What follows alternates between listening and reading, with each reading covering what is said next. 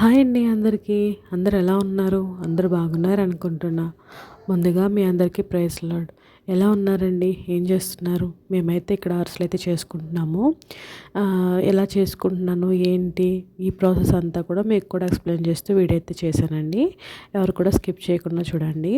First అయితే మనం అన్ని 2 కేజీస్ అయితే తీసుకోవాలండి. 2 కేజీస్ రైస్ అయితే నేను తీసుకోవాలి. ఇక్కడ రేషన్ రైస్ తీసుకున్నానండి నేను. ఇది 24 అవర్స్ నానాలి. నానిన తర్వాత దీనిని ఈ డ్రై చేసేసుకోవాలి. అంటే వాటర్ అంతా వంచేసుకొని కాటన్ క్లాత్‌తో పెట్టుకోవాలి. పెట్టుకొని దీన్ని ఏంటంటే మనం చేస్తాము, రెడీ చేసుకుంటున్నాం. మీకు అరిసెలు చేసే టైంకి మనం వెళ్ళి మిల్లు అయితే ఆడించుకొని తెచ్చుకోవాలండి. ఇది మన ఇంట్లో అయితే చేసుకోవచ్చు, రోకలో చేసుకోవచ్చు చిన్నప్పుడైతే. ఇప్పుడైతే కుదరట్లేదు కాబట్టి మనం బయట తీస్తున్నాము. అది తెచ్చుకున్న తర్వాత నేను ఇక్కడ 2 కేజీస్ రైస్ తీసుకున్నాను కదా, 1½ బెల్లం అయితే తీసుకోవాలండి. కొంతమంది 2 కేజీస్ తీసేసుకుంటారు. నేనైతే 1½ తీసుకున్నాము. మాకు అంత తీయగా ఉంటే ఇష్టం ఉండదని చెప్పి తీసుకుని దీన్ని బాగా ముక్కలు చిన్న చిన్న ముక్కల కింద చేసేసుకొని బాగా కాగనివ్వాలండి. ముక్కలంతా కరిగిపోయేంత వరకు ఉంచాలి. దీన్ని మధ్య మధ్యలో మనం ఏం చేయాలంటే కొంచెం ఒక మంచి వాటర్ తీసుకొని దాంట్లో వాటర్లోని ఇలా బెల్లం పాకం అనేది దాంట్లో వేసుకోవాలండి. చూస్తున్నారు కదా వీడియోలో చూపిస్తున్నట్టుగా. చూస్తే దాంట్లో ఇంకా పాకం అయితే ఇంకా కంప్లీట్గా స్టార్ట్ అవ్వలేదు. ఇప్పుడు చూడండి పాకం అయితే రెడీ అయిపోయింది. ఇలా ఉండాలి. మనం ఉండ చేసినప్పుడు దాన్ని ఉండ కింద అవ్వాలండి. అంటే పాకం రెడీగా అయిపోయినట్టు. ఇప్పుడు మనం దీన్ని దించేసుకొని పిండి అయితే కలుపుకోవాలండి. ఇప్పుడు దించేస్తామనగా దీంట్లో మనమైతే ఒక 100 గ్రామ్స్ నువ్వులైతే వేసుకోవాలండి. అవి కూడా వేసేసుకొని ఒకసారి తిప్పేసుకొని జస్ట్ అది పొయ్యి మీద దింపేసుకున్న తర్వాత దీంట్లో మన పిండి అయితే కొంచెం కొంచెంగా వేసుకుంటూ తిప్పుతూ ఉండాలండి. తిప్పడం అయితే ఆఫ్ చేయకూడదు. ఆఫ్ చేస్తే మళ్ళీ అయితే దీనికి అరిసెలు అయితే సరిగ్గా రావండి, ఉండలు కట్టేస్తుంది. కాబట్టి మనం తిప్పుతూ ఉండాలి. దాంతోపాటు పిండి అనేది వేస్తూ రావాలండి. ఇలా వేసుకుంటూ తిప్పుకుంటూ ఉండాలి. మీకు ఒకళ్ళ తర్వాత ఒకళ్ళు చేసుకుంటే మంచిదండి. ఒకసారి అందరూ ఒక్కర్లే చేయలేరు కదా, కాబట్టి మార్చుకోవాలి. దీనికి ఖచ్చితంగా ఒక ముగ్గురైతే ఉండాలండి.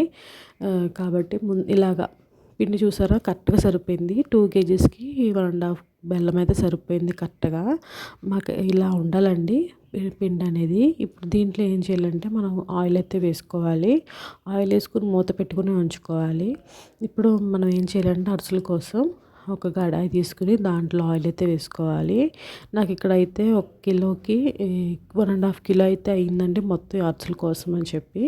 మీకు ఇంకా కుదురుతుందంటే ఇంకా పెద్దగా గిన్నె పెద్దదైతే అంటే మనం తీసుకున్న మూకుడు అనేది పెద్దదైతే ఇంకొంచెం ఆయిల్ అయితే వేసుకోవచ్చు. నాకైతే అంత కరెక్ట్గా ఆయిల్ అయితే కరెక్ట్గా సరిపోయింది. మనం 2 కేజీస్ తీసుకుంటే సరిగ్గా సరిపోతుంది. ఆయిల్ చూసారు కదా, ఇలా బాగా మరిగిన తర్వాత అరిసెలు అనేది స్లోగా ఇలా వేసుకుని ఇలాగా 2 గట్ల మధ్యలో పెట్టి నూనె అంతా పిండేసుకోవాలండి. ఇప్పుడు మళ్ళీ అదే దాంట్లోనే మళ్ళీ ఇంకొకటి వేస్తున్నాను. ఎలా తీస్తున్నాను అనేది మాత్రమే చూపిస్తున్నానండి. నేను మొత్తం కంప్లీట్ ప్రాసెస్ మళ్ళీ చూపిస్తాను మీకు. ఫస్ట్ ఇలా తీయాలో చూపిస్తున్నాను చూడండి.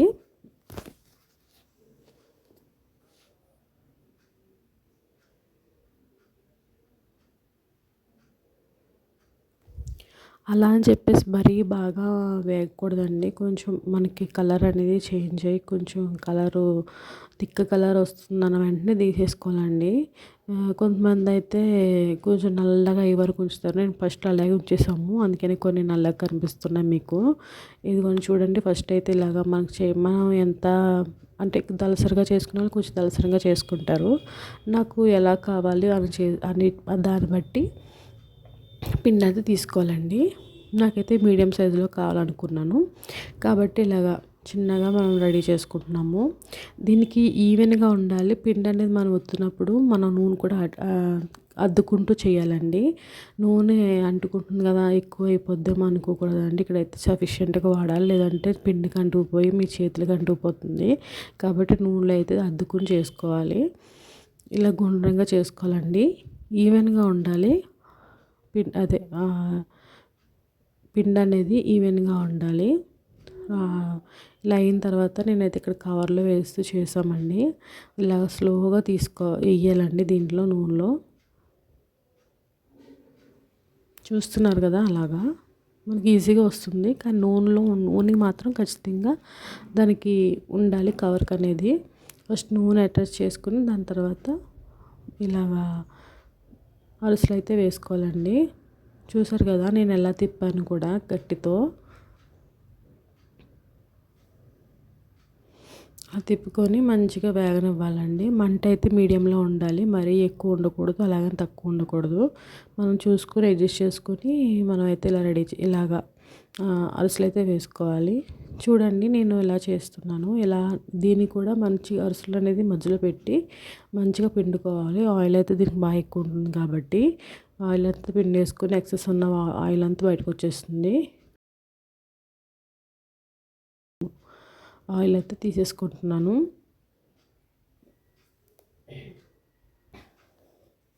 ఇలా నొక్కుకుంటే మనకి ఏమన్నా ఆయిల్ ఎక్కువ ఉన్నదనుకుంటే అంత బయటకు వచ్చేస్తుందండి. మ్యాక్సిమం వచ్చేస్తుంది. చూసారు కదా ఇదంతా ప్రాసెస్ అంతా ఇలా ఉంటుందండి. అరిసెలన్నీ అయిపోయిన తర్వాత మనకు కొంచెం లైట్గా పిండి అనేది ఉంటుంది కదా, దాన్ని ఇలాగ మనమైతే కిక్కిరిసి అంటారు మా సైడ్ అయితే. మీ సైడ్ ఏమంటారో కామెంట్ చేయండి. ఇలా రెడీ చేసుకోవాలి. కొంచెం మనకి ఎలా ఉండాలంటే వాటర్ వేసుకొని కొంచెం దాంట్లో అంతా ఒక దోసపిండిలా రెడీ చేసుకొని పెట్టుకోవాలండి.